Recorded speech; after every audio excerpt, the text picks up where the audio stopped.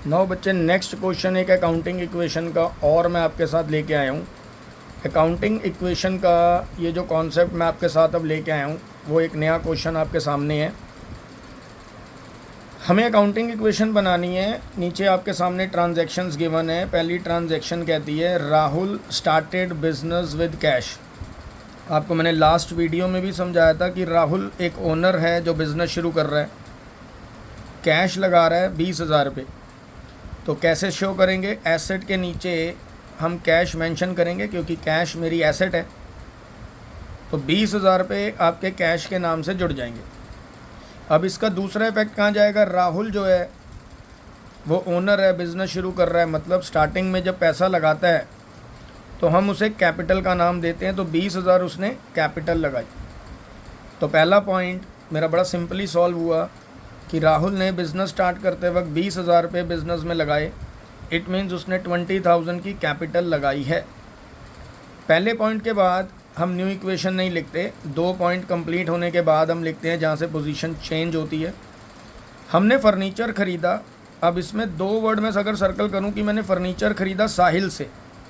मैंने last video में भी आपको यही समझाया था कि जब मैं कोई गुड्स ख़रीदता हूँ या कोई भी एसेट, फर्नीचर, मशीनरी, व्हाटएवर, अगर पार्टी का नाम आ रहा है और कैश वर्ड नहीं लिखा तो इट मीन्स हम डील मानते हैं कि हमने डील करी है क्रेडिट पे, मतलब उधार पे, मतलब हमने उसे पैसे अभी नहीं दिए हैं बट फ्यूचर में देने हैं। अब इसको प्लॉट कैसे किया जाएगा, इसको प्रेजेंट कैसे किया जाएगा अकाउंटिंग इक्वेशन के पॉइंट ऑफ व्यू से? फर्नीचर मेरे लिए एसेट है, एसेट मेरी क्रिएट हो रही है, तो मैं एसेट के नीचे फर्नीचर वर्ड लिखूँगा। ठीक फर्नीचर के नीचे सेकंड पॉइंट के ठीक सामने मैं प्लस कर दूंगा 10,000। मैंने 10,000 का फ़र्नीचर ख़रीदा, लेकिन ये फ़र्नीचर मैंने कैश में नहीं ख़रीदा, मैंने साहिल से ख़रीदा। यानी कि मेरा क्रेडिटर, जिस इंसान को मैंने फ्यूचर में पैसे देने हैं, बिज़नेस के पॉइंट ऑफ व्यू से वो मेरे लिए लाइबिलिटी बन गया, मतलब वो मैंने 10,000 लाइबिलिटी में डाल दी। अब यहाँ पे जैसे ही मेरे 2 पॉइंट कंप्लीट हुए, मैंने एक लाइन ड्रॉ करी और यहाँ लिख दिया न्यू इक्वेशन। ये मेरी न्यू इक्वेशन आ गई। कैश में मेरे पास 20,000 थे, फर्नीचर मेरे पास 10,000 का पड़ा है, इक्वल टू लाइबिलिटी मेरी 10,000 है और कैपिटल में मेरे पास 20,000 पड़े हैं। मतलब आप दोनों साइड अगर चेक करें तो यहाँ भी 30,000, यहाँ भी कितना बन रहा है 30,000। इट मीन्स अभी तक मेरी अकाउंटिंग इक्वेशन बिल्कुल मैच है। फिर मैंने पॉइंट लिखा withdraw cash for personal use. अब अगर हम कैश विड्रॉ करते हैं अपने पर्सनल यूज़ के लिए तो इसे हम ड्राइंग्स कहते हैं। इसे हम क्या कहते हैं? ड्राइंग्स। इस पैसे को अगर बिज़नेस में पड़ा रहने देते तो कहीं ना कहीं ये हमें फ़ायदा देता, नुकसान देता, जो भी देता बिज़नेस में फ्यूचर में सामने आ जाता। बट हमने इस पैसे को विड्रॉ कर लिया अपने पर्सनल यूज़ के लिए, अपने ऐशो आराम के लिए। हमने इसे बिज़नेस में से विड्रॉ कर लिया। चाहे अमाउंट 1,000 है तो कैश में से 1,000 विड्रॉ हो गया क्योंकि आपने वो निकाल लिया।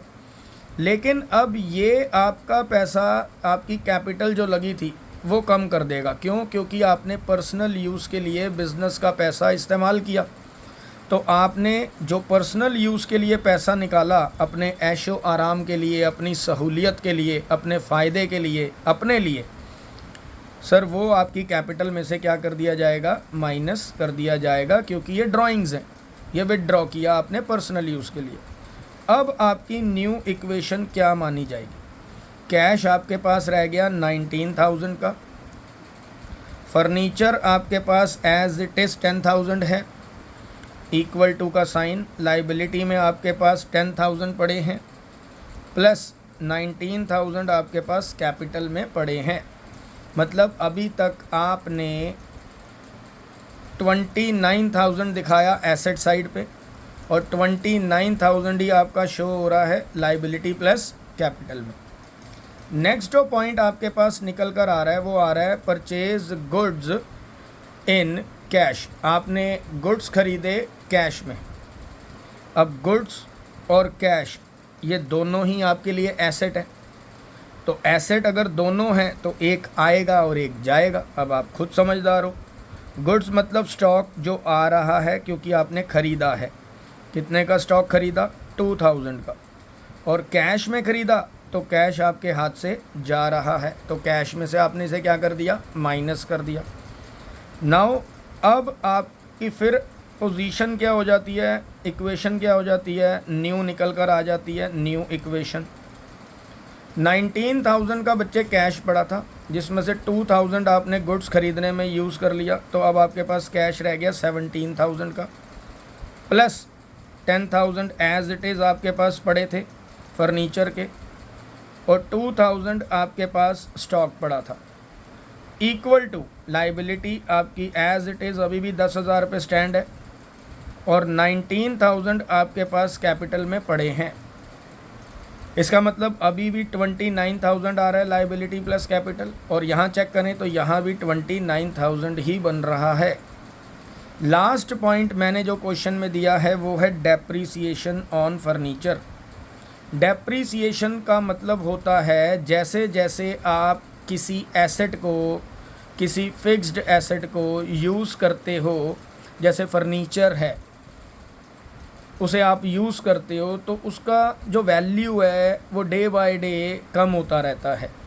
आप ख़रीदते हो 10,000 रुपये में, जैसे आपने ख़रीदा था, अब आप इसे यूज़ करते रहोगे तो धीरे धीरे टाइम के अकॉर्डिंग, यूजेज के अकॉर्डिंग इसकी वैल्यू कम होती रहेगी। सो वी कॉल डेप्रीसिएशन होगा।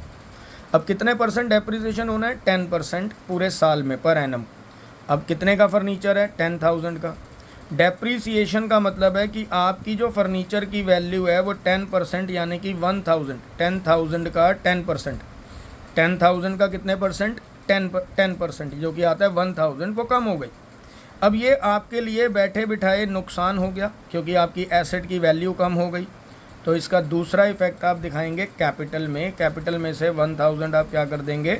माइनस। जितने भी एक्सपेंसेस हैं, इनकम हैं, प्रॉफिट हैं, लॉस हैं, वो सब कैपिटल में प्लस और माइनस होते हैं। अब इसके बाद मेरा क्वेश्चन ख़त्म हो जाता है यहाँ पे। ये लास्ट पॉइंट है, तो मैं लास्ट पॉइंट के बाद यहाँ लिख देता हूँ फाइनल इक्वेशन। अब मेरी फाइनल इक्वेशन कितनी निकल कर आई?